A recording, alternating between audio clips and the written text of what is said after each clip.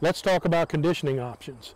We have, it depends on your crop. It depends on your environment, what kind of weather challenges that you have. Maybe the farther north you live, you may have shorter days, higher humidities.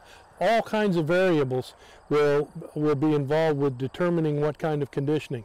The first option you have, of course, is no conditioning whatsoever. Just lay it down, let Mother Nature do, let the sun, let it do its thing. The crop will respirate down into the 40s, before it starts to protect itself and slow down and stop. So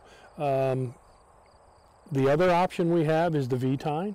A lot of customers have grass-based crops, and there's more and more genetic research being done with grass forages than there are with cereals, and so there's more and more interest in grass. So we have the V-tine conditioner, which is a metal V that picks the crop up off the cutter bar. It's not a flail, because if it was a flail conditioner, you would not need a cutter bar, because that flail would do the mowing.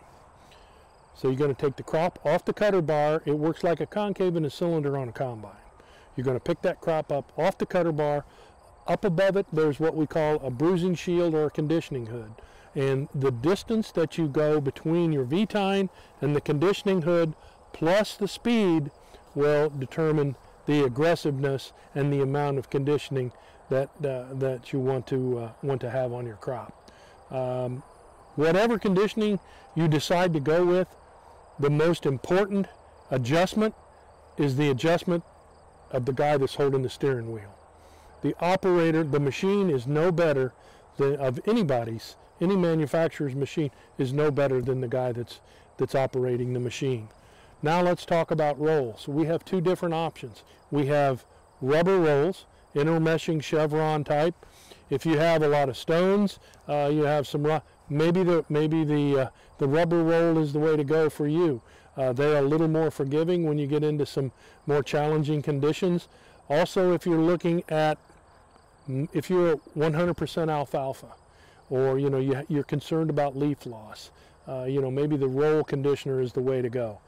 The thing that you want to make sure that you do is check the roll gap, make sure that your conditioners are in good shape, and that you're getting even pressure, because first crop is going to have a crop mat maybe like this. Third or fourth crop, the mat may be like this. So we're going to have to make some adjustments. Don't just get in the mower conditioner and just go. You're going to have to think and make some adjustments to match the crop and the volume of material that you're putting through it. So our third option is the M-roll that we have from Krone. And what that does is it's a steel-on-steel roll. We have a lot of guys that are doing challenging crops. Maybe it's a hollow stem that you need to fracture the stem. And then, or just high volume crops like Proton that they do out west. We see a lot of people using cereal rye in cover crop applications here in Ohio and in the Great Lakes states. And then instead of disking those down or rolling them down and planting through that, they're taking it off and using it as an alternative forage.